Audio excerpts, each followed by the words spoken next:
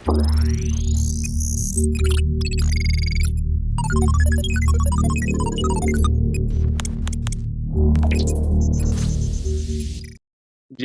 setelah sudah menyelesaikan bagian keempat tadi, bagian keempat itu tadi kita sudah mempelajari mengenai cara melakukan looping. Jadi looping ini juga fungsinya tidak hanya seperti yang tadi, banyak sekali macam-macam cara. Intinya tujuannya adalah kita mau melakukan pengulangan komen dengan tata cara ataupun urutan komen tertentu yang kita ingin melakukan berulang dengan kita menentukan titik loopingnya di mana, seperti itu. Lalu yang bagian berikutnya kita tadi mempelajari bagaimana menggabungkan antara dua dataset. Yang pertama adalah menggunakan metode append. Itu append tadi untuk menambah observasi dari data kita. Kemudian kita menggunakan merge juga tadi untuk selain itu kita menggunakan merge untuk menggabungkan data dengan menambah variabel.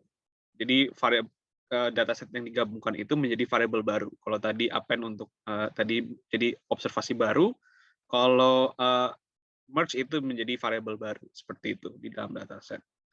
Jadi kalau Bapak Ibu tadi kita sudah bacakan semua hal yang tadi, Bapak Ibu sebenarnya sudah sampai tahap di mana datanya sudah relatif cukup bersih. Jadi datanya tadi formattingnya sudah baik, datanya sudah digabungkan antar pulau, semua data yang kita perlukan ada di satu dataset, semua dataset yang kita perlukan untuk regresi dan analisis lainnya di dalam satu dataset. Jadi ini sudah data yang cukup bersih, Bapak Ibu sekalian. Kemudian kita bisa lanjut ke bagian hasil, yaitu terkait data analisis. Data analisis ini mungkin kalau di dalam paper ataupun di dalam tesis ataupun di dalam skripsi ataupun penelitian apapun, biasanya ini adalah di bagian bab 4 atau result seperti itu. Tidak harus bab 4 sih, tapi itu adalah bagian yang result seperti itu.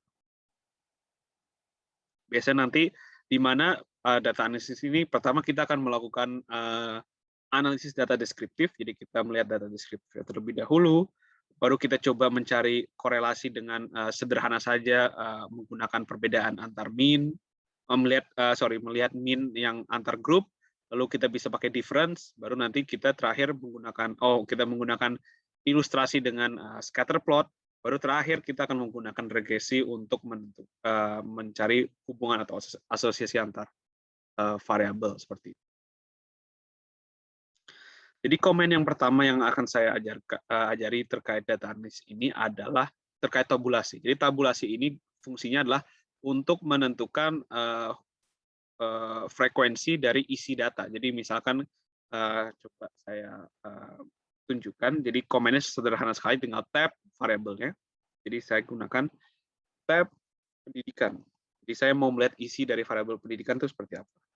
Jadi kita bisa lihat bahwa yang isinya 0 atau tidak ada years of schooling ya, itu ada 23.000. Sedangkan yang pendidikannya 6 tahun itu ada 33.000 responden seperti itu. Yang 9 tahun itu 28.000 dan seterusnya.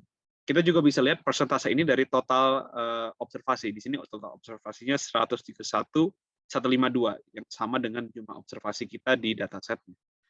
Lalu kita bisa tahu bahwa yang pendidikannya 0 atau berarti tidak punya ijazah itu 18% dari data kita.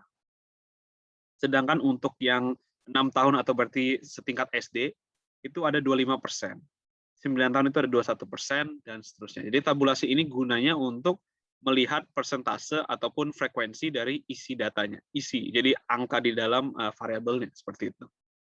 Sedangkan kalau cross tab, jadi tadi komen berikutnya adalah cross tab, itu kalau kita mau lihat antar dua variabel ya seperti itu. Jadi misalkan saya mau tab pendidikan dengan jenis kelamin. Nah ini adalah hasilnya seperti itu. Jadi kita bisa lihat bahwa di sini yang pendidikannya 0 atau pendidikannya yang tidak punya ijazah itu 13.000 itu adalah dari total 23.000 ini 13.000 itu adalah 0 itu berarti tadi perempuan, 1 ini berarti yang laki-laki. Jadi di sini yang laki-laki 10.000, sedangkan yang perempuan itu 13.000. Kalau ini berarti yang SD setara itu yang laki-laki ada 16.000, yang perempuan itu ada 17.000. Mungkin karena ini frekuensi, angka frekuensi atau berapa jumlah observasinya, mungkin tidak terlalu agak sulit membacanya bagaimana perbandingannya. Bapak Ibu juga bisa menambahkan di sini komen, koma, row seperti itu. Nah, koma row ini tujuannya adalah kita bikin persentase terhadap per baris gitu. Jadi kita bisa compare antara laki-laki perempuan itu 57% dari yang pendidikannya tidak ada ijazah, dari yang tidak punya ijazah itu 57% itu perempuan, 42% itu laki-laki. Dari yang punya ijazah atau punya ijazah SD atau setara itu, dia itu 50%-nya itu perempuan, 49%-nya itu laki-laki. Jadi bisa pakai row, atau Bapak Ibu bisa menggunakan kolom.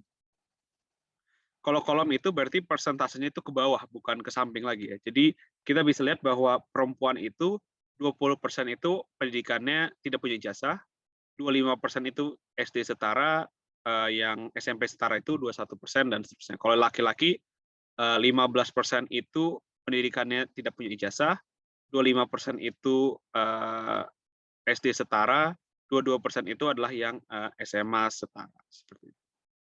SMP setara. Jadi tabulasi ini untuk melihat frekuensi dari datanya seperti itu.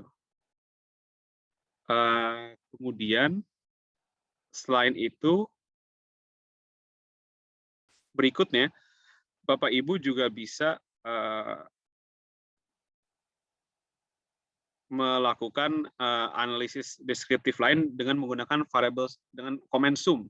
Jadi comment sum ini gunanya adalah untuk melakukan summary seperti itu, summarize sebenarnya singkatan dari summarize, untuk melihat variabel terkait melihat mean ataupun rata-rata, standar deviasi, minimum dan maksimum value dari sebuah variabel seperti itu. Jadi kita bisa tulis saja, misalkan Bapak Ibu, misalkan kita mau lihat, oh berapa sih rata-rata pendidikan orang pekerja ataupun ini Indonesia ya, yang yang angkatan kerja, itu kita menggunakan variabel di sini pendidikan, sum pendidikan. Jadi kita bisa lihat bahwa di sini mean atau rata-ratanya itu adalah 7,9 atau berarti rata-rata dari data ini itu adalah pendidikannya adalah, kalau 7 tahun itu berarti SMP ya. SMP mau kelas 2 ya. SMP mendekati SMP kelas 2 lah seperti itu. Di sini minimumnya 0, jadi karena itu tadi minimumnya berarti yang nggak punya ijazah, maksimumnya 22 itu tadi yang S3. Dan standar deviasinya adalah 4,7. Atau Bapak Ibu juga bisa menggunakan variabel sum tanpa variabel, jadi langsung sum. Nah ini berarti dia akan mensum semua variabel yang ada di dataset ini. Jadi bisa per variabel atau beberapa variabel ya, pendidikan sama sum kayak usia square, gitu ya. Bisa beberapa variabel atau Bapak Ibu bisa spesifik, bisa semua variabel saja gitu, dijadiin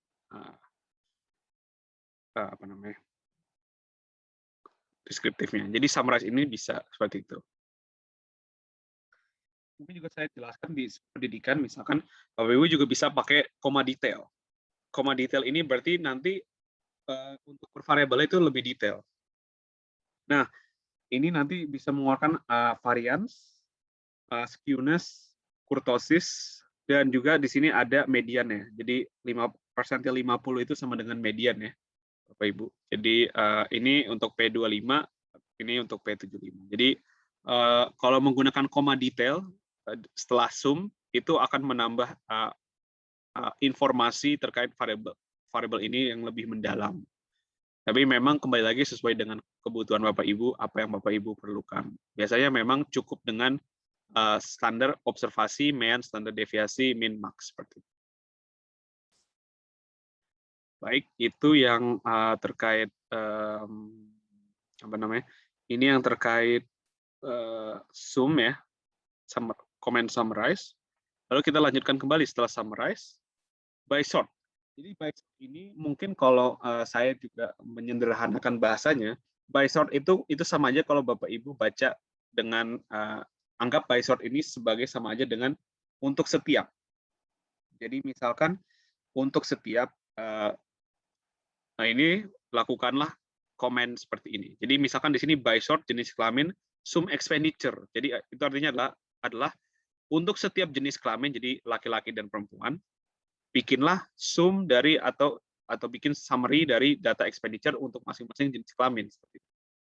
Jadi mungkin saya mau misalkan share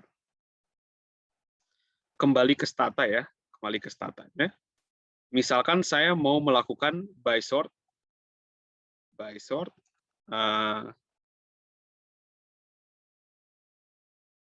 jenis kelamin. Lalu di sini kita karena tadi mau menganalisis upah total, kita gunakan upah total ya. Sum upah total. Jadi di sini sumnya dibagi dua. Jadi ada sum untuk jenis kelamin sama dengan 0 atau ini yang perempuan. Lalu ada sum untuk jenis kelamin sama dengan 1 untuk laki-laki. Jadi di sini kita bisa lihat bahwa untuk yang perempuan, yang jenis kelamin perempuan, rata-rata dari upah totalnya itu sebesar 477.982 rupiah per bulan. Sedangkan kalau untuk laki-laki di sini ada 1,1 juta seperti itu.